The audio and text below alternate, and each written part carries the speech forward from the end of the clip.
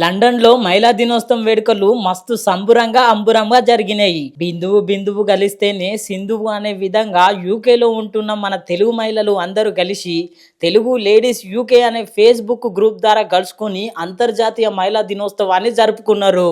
సాయం గోరేటోళ్లకు అండగా నిలిచే శ్రీదేవి మేడము ఈ లేడీస్ ఇన్ యూకే గ్రూప్ ని స్థాపించింది. ఈ గ్రూప్ లో ఎంతమంది ఉంటారనుకుంటున్నారు? దగ్గర దగ్గర 6,000 మంది ఉన్నారంట ఈ గ్రూప్ లో. Ladies in UK ఎలా స్టార్ట్ అయింది, I will say a few words about it. So 2011 లో I was in new mother then. So I didn't friends ఉన్నారు, but I felt really lonely because I had a very traumatic birth experience. All the strong women here, 300 women at one place is peace to my eyes.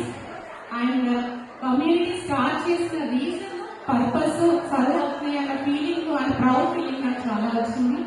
అందరికీ ఎప్పుడు అండగా నిలిచే Sridevi madam UK దేశంకి తెలుగు బిడ్డలు ఎవ్వరొచ్చినా విద్య, వైద్యం, ఉద్యోగాల విషయంలో మస్తు సూచనలు చేస్తుంటదంట.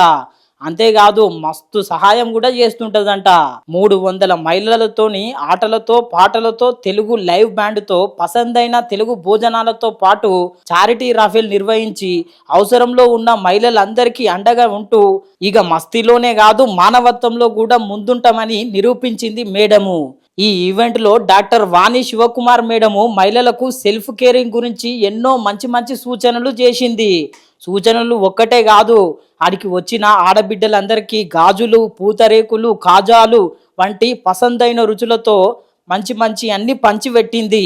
ఈ ఈవెంట్ లో శ్రీదేవి మీనపల్లి మేడంతో పాటు Suvarchala Madireddy madam, Swathi Dola madam, Jyothi Serapu madam, Swarapu Pathangi madam, Sirisha Tata madam, Deepi Nagendra madam, Lakshmi Chirumamilla madam, Savitha Guntapalli madam, Sricharani madam, ఇగో ఇట్లా చాలా మంది మహిళలే పాల్గొన్నారు.